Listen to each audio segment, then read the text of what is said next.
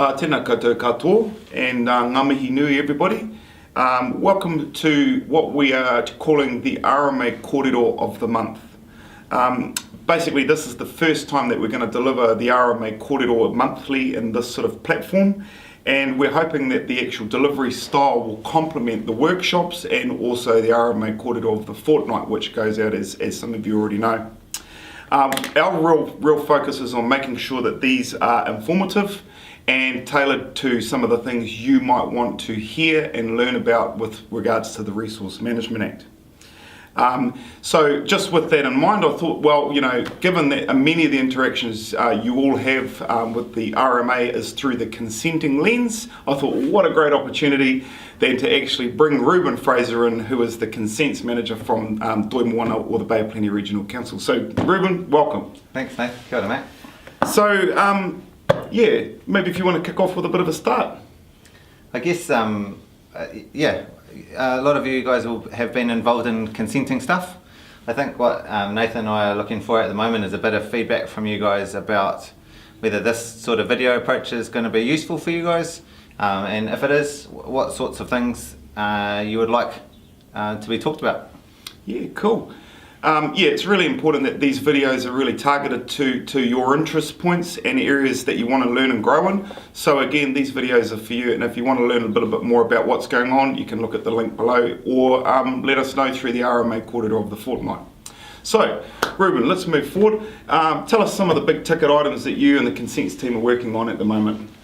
I think across New Zealand, mate, and particularly in the Bay of Plenty, water quality, water quantity. Absolutely huge. Massive. Yep. It's massive for us. Huge and it's big for the community at the moment. And you know, I think a lot of people have been involved in that stuff. Yeah. How many staff you got working under you? We've got 16 people processing consents. Right. They're supported by a couple of team leaders and an admin team that do the logistical stuff. Wow, huge logistical challenge to manage all that, I bet. Well, we have about 1,000 consents a year, mate. Wow. So it's a pretty busy machine. Right. And sort of where do you see those numbers heading in the future? I think up. A whole lot of consents expiring over the next 5 or 6 years that people are going to want to renew. And you know, those people are going to be facing a whole new process from the last time that they went through 10-15 years ago. Yep. So teeing ourselves up, and applicants and tangata whenua for those sorts of processes, it's just going to get busier. Absolutely. I guess it's probably a good place to sort of kick off a little bit more discussion around. Tell us about Consenting 101. How does it all work? How does the big machine work? Yeah, cool. I think in very basic terms, mate, what we need to figure out is what effects an application might have on the environment. Yep. And what can we do, or what can the applicant do to avoid, remedy, mitigate, in other words, make up for those negative effects. Right. So I don't know. Well, what's an effect? I mean, how does that all work?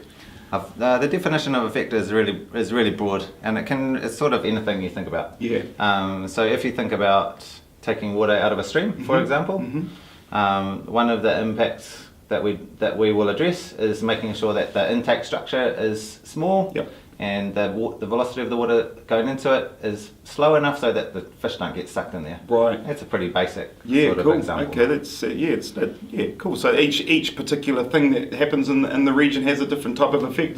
Would that be a fair assumption? Absolutely. Brilliant. So as the consents manager and potentially for the team, what are some of the real key challenges for you in the role? I think the biggest thing for us is just communicating the process. Right. And that's to applicants, to tangata whenua, to neighbours, to interest groups, anyone that wants to sort of be part of that process, communicating clearly with them about how it's going to work.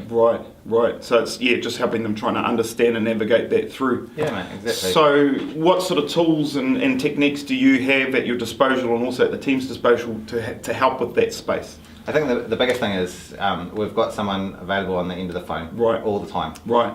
Or for someone to come in and have a yarn to. Okay. So I guess message for everybody is, you know, if you've got any questions, if you're looking to get involved in this process, give us a call. Yeah, cool. Okay, so basically you heard it from the man, guys. Really, if you want to try and get involved or need to know a little bit more about some of the consents which you may or may not be receiving, or you're actually lodging a consent yourself, pick up the phone, give these guys a call. They're always available and really, really supportive to actually help you in that space. I guess just before we wrap up, I mean, time is limited and so is the audience, in terms of their listening ability. So perhaps tell me about if there was one message you could get across to the audience today, what would that message be from the Consents Manager of the Bay of Plenty Regional Council to them? Yeah, I think that message, you guys, is just to get involved in it.